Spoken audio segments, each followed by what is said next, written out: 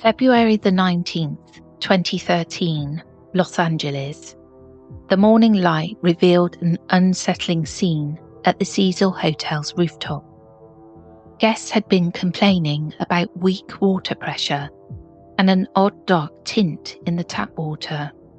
In response, a maintenance worker ascended to the hotel's roof to check the 4 large water tanks that fed the building.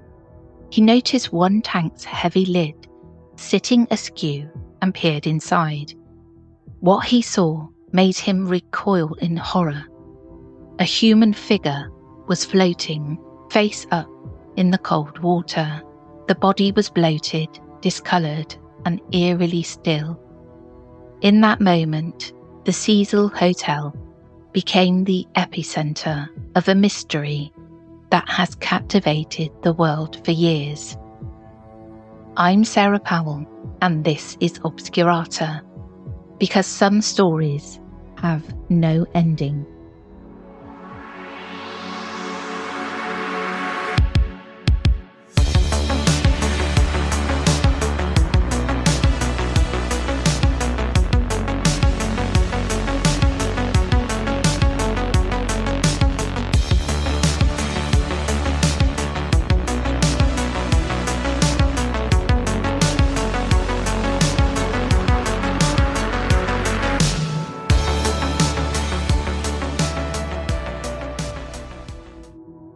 Police and fire sirens soon pierced the air as investigators rushed to the scene. The body in the water was identified as Elisa Lam, a 21-year-old traveller from Vancouver, Canada. Elisa had been missing for almost 3 weeks. Ever since she vanished from the hotel at the end of January. Now, the discovery of her remains in such a bizarre location raised more questions than answers. How did a young woman end up inside a secured rooftop water cistern, naked and alone? Why had no one found her sooner? The tank had to be cut open to retrieve her because the hatch was too small. The story of Elisa Lam began its journey into legend. It's a case woven with tragic personal struggle, a hotel with a notorious past, disturbing video footage, and a storm of theories ranging from the rational to the supernatural.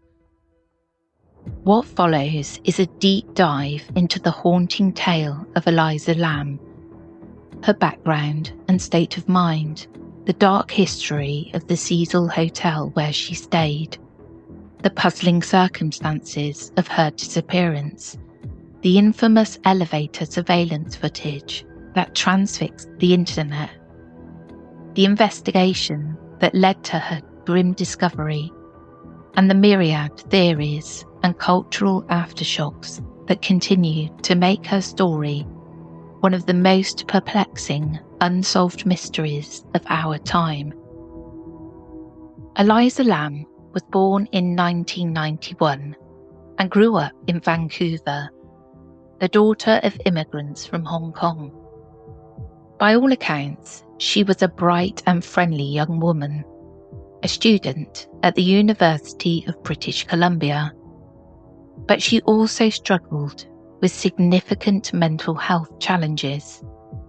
In her late teens and early 20s, Elisa battled bouts of depression and bipolar disorder, conditions that she candidly chronicled online in her personal blogs.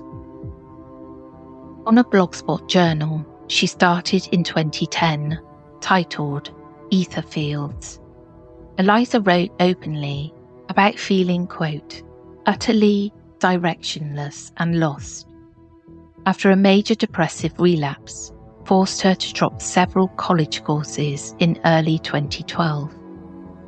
She even used a telling quote from novelist Chuck Palahniuk as her blog's banner: "You're always haunted by the idea that you're wasting your life. The sentiment encapsulated the pressure and despair she often felt. By 2012, Elisa had moved her writing to a Tumblr blog called Nouvelle Nova, which combined reblogged fashion photos and quotes with her own introspective entries. Through these posts, a portrait emerges of a young woman oscillating between hope and hopelessness. "Depression sucks, period," Elisa wrote in one post, emphasising that often there is no why or easy explanation for mental illness. In another entry, she poignantly quipped, "My laptop screen is brighter than my future," revealing the dark humour she used to cope. Despite these struggles, Elisa also expressed determination to find meaning and connection. "I'm not a professional depressed person. I am so much more than that," she insisted in one of her final posts, dated just days before she disappeared. Behind the screen, Elisa's mental health battle was very real. She'd been diagnosed with bipolar disorder and depression and was prescribed a cocktail of medications, mood stabilizers, antipsychotics, and antidepressants. According to her family, Elisa sometimes resisted taking her meds as prescribed. In fact, she had a history of not adhering to a treatment, leading to episodes of hallucinations and paranoia so severe that at least once she had to be hospitalized. During these psychotic episodes, Elisa reportedly would hide under her bed, terrified by visions her mind conjured. Still, her family maintained that she had no known history of suicidal intentions. Elisa herself often wrote about wanting to overcome her struggles and continue her studies. This internal tug-of-war between darkness and optimism was the backdrop to Elisa's fateful trip in January 2013, a trip that was supposed to be a brief adventure, a break from her routine in Vancouver, and perhaps a sign of better things to come. In January 2013, despite her recent challenges, Elisa decided to travel alone to California, eager to visit new places and test her independence. She arrived first in San Diego, visiting the zoo and posting cheerful photos from the trip on social media. Encouraged by the fun she was having, Elisa made Los Angeles her next stop. She likely had no idea that the budget hotel she chose in LA had a history as dark as some of the thoughts she fought to escape. Located on Main Street in downtown Los Angeles, the CECIL Hotel was a 19-story building with an elegant Beaux Arts facade that belies decades of grim history. Opened in 1924 as a luxury destination, the CECIL fell on hard times during the Great Depression and never regained its early glory. By the 1930s, its surroundings in the Skid Row district meant the hotel became a cheap residential haven for transient people down on their luck. Over the decades, the once great hotel earned the notorious nickname Hotel Death, as it became synonymous with violence and tragedy. The CECIL's sordid reputation is well earned. Beginning in the 1930s and through the 1940s and 50s, a string of suicides occurred behind its doors, desperate souls leaping from high windows or overdosing on poison in their rooms. In 1964, one of the most gruesome crimes in the hotel's history took place when a long-term resident, Pigeon Goldie Osgood, was found murdered in a ransacked room a crime that remains unsolved. By the 1980s, the hotel had become a fleeting home for serial killers. Richard Ramirez, the infamous Night Stalker, lived on the CECIL's top floor in 1985 during part of his killing spree, reportedly discarding his bloody clothes in the dumpster out back after prowling Los Angeles for victims. A few years later, in 1991, Austrian serial killer Jack Unterweger also resided at the CECIL while committing murders of local sex workers. Perhaps even inspired by Ramirez's dark legacy, there's even an unconfirmed legend that Elizabeth Short, better known as the Black Dahlia murder victim, patronised the CECIL's bar days before her disappearance in 1947. By the 2010s, the CECIL Hotel's glory days were long gone. Parts of the building had been rebranded as the Stay on Main Hostel, in an attempt to draw a younger, budget traveller crowd. But the two establishments shared the same building and amenities. The hotel's faded lobby still carried echoes of 1920s glamour, marble floors, ornate pillars, a grand staircase, but the upper floors were dim and musty. Many rooms housed long-term, low-income residents. Other rooms were available to tourists looking to save money on accommodations. Elisa Lam was one such traveller, drawn by the CECIL's affordable rates and central location. She checked into the hotel, technically the Stay on Main Hostel section, on January the 28th, 2013. What Elisa couldn't have known was how the CECIL's haunted past would soon become entangled with her own fate. The CECIL's dark history would later fuel countless theories about Elisa's disappearance. Some said that so much death had happened within its walls that perhaps the hotel was cursed or infested with restless spirits. Elisa herself, however, was likely unaware of most of these ghost stories when she arrived. To her, it was simply a place to sleep in a new city.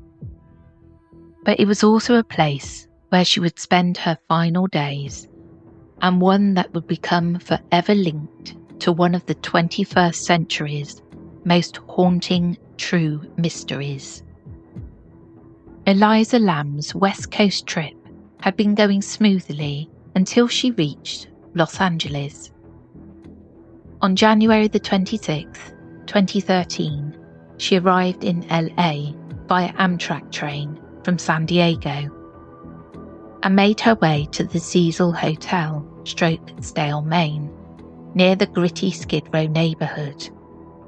She was travelling solo, but stayed in frequent contact with her parents back in Vancouver, calling them every day to check in. Initially, Elisa was assigned to a shared hostel-style room on the 5th floor, but within 2 days, her roommates began complaining about Elisa's odd behaviour. The exact nature of this behaviour is telling. Elisa had left strange notes for her roommates saying things like, "Go home and go away." And she would lock the door and insist on a password for entry. Sensing something was off, the hotel manager decided to move Elisa to a private room of her own on the same floor. This decision, meant to restore peace to the other guests, would also mean Elisa spent her last days in isolation. Despite these red flags, Elisa continued to try to enjoy her visit. She explored parts of Los Angeles on her own. Just a day or two before her disappearance, she attended a live taping of the Conan O'Brien show in Burbank, only to be escorted out by security for disruptive behaviour. It's unclear what Elisa did at the TV studio, but this incident suggests she might have been experiencing another mental health episode. On January the 31st, 2013, the day Elisa was due to check out of the CECIL and travel onward to Santa Cruz, her parents didn't receive their expected phone call from her. Concerned, they quickly contacted the Los Angeles Police Department. Elisa had always kept in touch, and now suddenly she was silent. When LAPD officers arrived at the CECIL Hotel to investigate, they discovered Elisa's hotel room empty and her belongings still inside. Her luggage, her prescriptions, and any personal items she had were all left behind as if she intended to return. This set off immediate alarm bells. Elisa Lam had literally vanished without a trace from the hotel. Police and hotel staff searched as much of the building as they legally could. They combed through Elisa's room, looking for clues, and even brought in canine units to sniff through the hotel, including the hallways and the rooftop. However, the bloodhounds picked up no trace of Elisa's scent leading to any one location. Notably, they did not alert near a window that led to the fire escape, nor on the roof at that time. With no sign of foul play in her room and no evidence of her leaving the building, Elisa was officially classified as a missing person. The police investigation initially hit a wall. Officers canvassed the neighbourhood around the CECIL, passing out flyers with Elisa's photo and description. Local businesses were visited. One bookstore manager at the last bookstore, a shop Elisa had visited on January the 31st, recalled her coming in to buy gifts for her family. By all accounts, Elisa had seemed very lively, very friendly that day, chatting about whether the book she'd chosen would be too heavy to carry on her travels. This was one of the last confirmed sightings of Elisa Lam alive. Nothing about that interaction suggested the turmoil that was soon to unfold. With Elisa missing and days passing with no leads, her case did not initially draw national attention. However, the mystery was about to take a turn that would capture the public's attention. Nearly 2 weeks into the search, investigators found a piece of evidence that offered their first real clues about Elisa's fate, and it came from the CECIL Hotel's own security cameras. On February the 13th, 2013, the LAPD made the unusual decision to release a surveillance video from the CECIL Hotel to the public. It was a 3.5-minute clip from one of the hotel's elevators, timestamped January the 31st, the day Elisa disappeared. Police hoped that by sharing this footage, someone might recognise the young woman on camera or recall seeing her.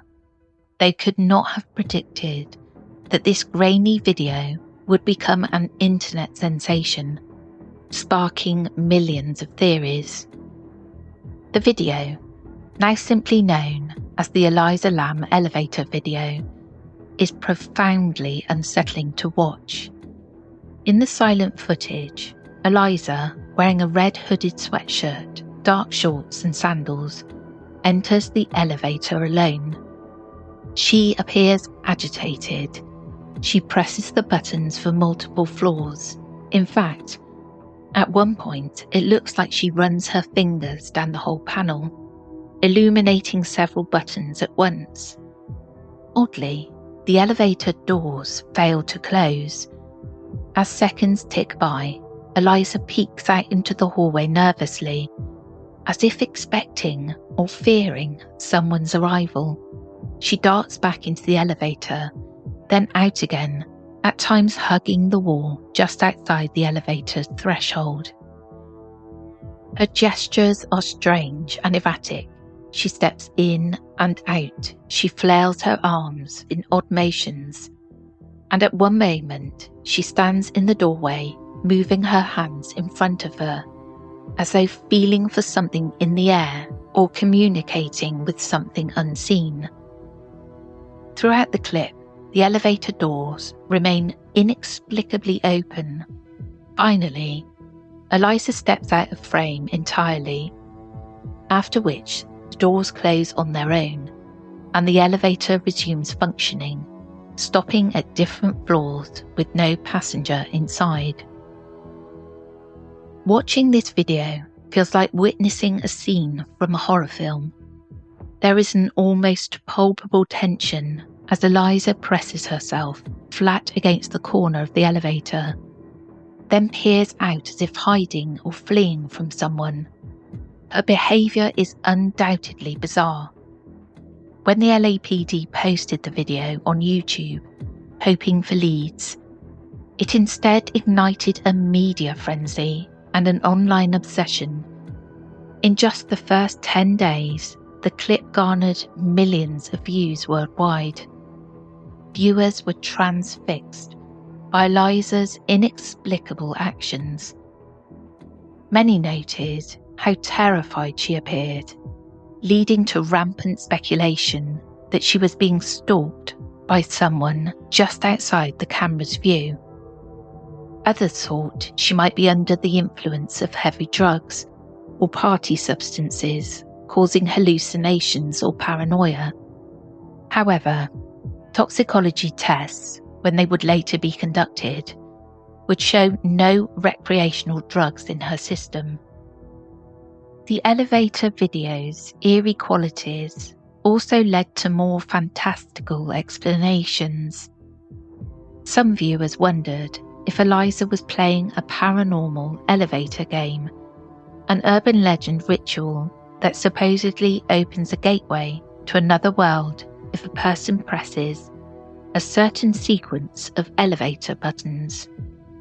In the footage, Elisa does press multiple buttons in succession, which loosely fits the steps of this creepy internet myth, prompting theories that she might have been attempting the elevator to another world challenge, and something went horribly wrong. Other observers proposed that Elisa was possessed or interacting with a ghost. After all, the CECIL Hotel had a reputation for ghostly activity, and even TV's Ghost Adventures would later film an episode there, with the host claiming to feel supernatural forces in the building. In the CCTV clip, as Elisa moves her hand in that abnormal, almost inhuman way, it's easy to see why some imagined a paranormal element at play. There were also those who scrutinised the video itself forensically, suggesting it might have been tampered with. Internet sleuths pointed out that the timestamp is obscured and indistinct, and some believed portions of the footage were slowed down or edited out, perhaps as much as a minute. Why would anyone cut part of the footage?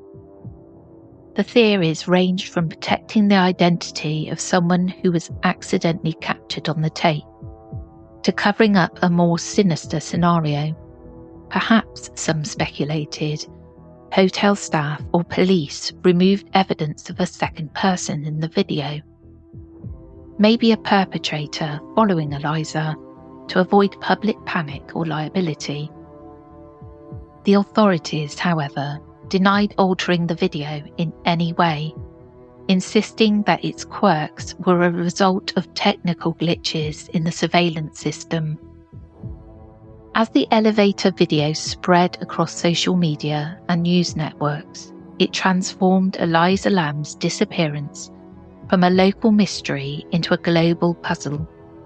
For 2 weeks, the public had known little about the missing Canadian tourists, but now they had haunting images of her final moments, or at least the last sighting of her alive.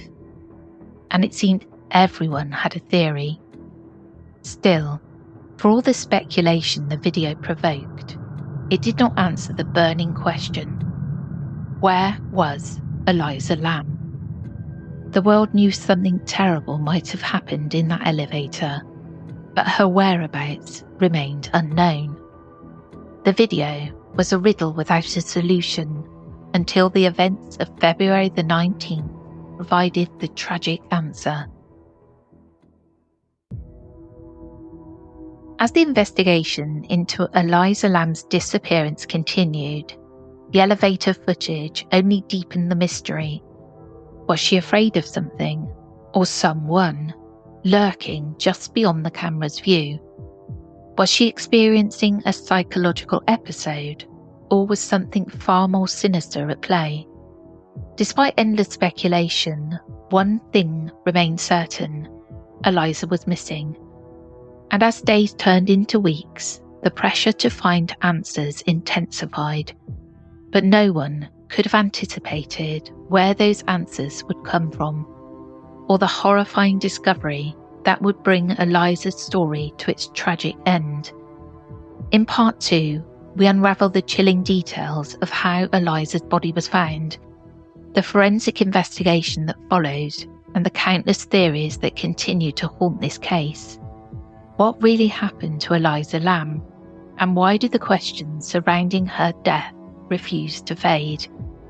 Join us on Thursday for the conclusion of this strange and unsettling mystery. When I first saw the video footage, it really did unnerve me. The way that Elisa moves, it just really unnerved me. So if you'd like to discuss this case, the discussion group is now open. And if you like the paranormal, I host another podcast with my son called The Whispering Woods. You can find that on all podcast players. A special thanks to Rog for fact-checking and editing. And as always, thank you for listening. Until next time, stay curious and keep the lights on, just in case.